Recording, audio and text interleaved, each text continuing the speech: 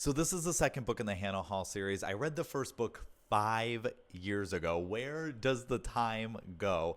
I am very thankful that Laura Dave wrote the second book because the way that this first one ends, we've been waiting a long time to know why. Why did Owen disappear? What is going on? If you need a quick little refresher, we have Hannah, we have Owen, who is Hannah's husband, and we have Bailey, who's Owen's daughter from a previous marriage or relationship.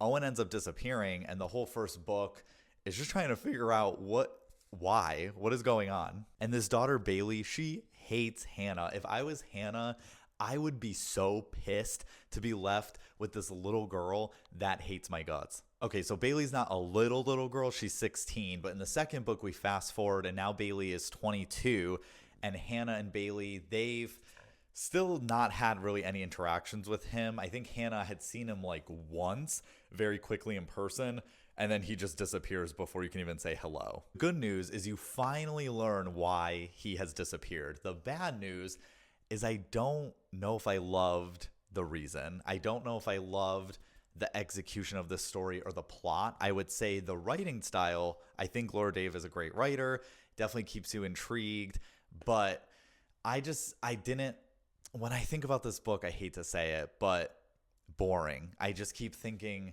it was so boring. And I thought we'd be getting more focus on Hannah and Bailey and Owen, and I don't feel like we did. I feel like we get a focus on some other family member and other people that were involved in why Owen had to disappear. And I just didn't care. And then, is it me or did it feel like everyone had plot armor all the time type of situation? And I like to think about books as a whole, right?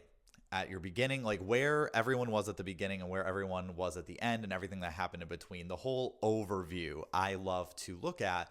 And when I thought about this book, I thought to myself, I don't think really a lot happened, and did anything really change? So if you've read the first book and you loved it and you're really curious on the rest of the story on what happened, I would say read this book. If you haven't started this series yet, I don't know if it'll change your life. I don't know if you really need to. Now, if you watch the show, which I haven't, and you really liked that, then maybe read the books. But when it comes to thriller, it just, unfortunately, it was just not one of my favorites. It felt a little lukewarm. If your partner disappeared on you one day, how would you react? Have a super special awesome day and happy reading.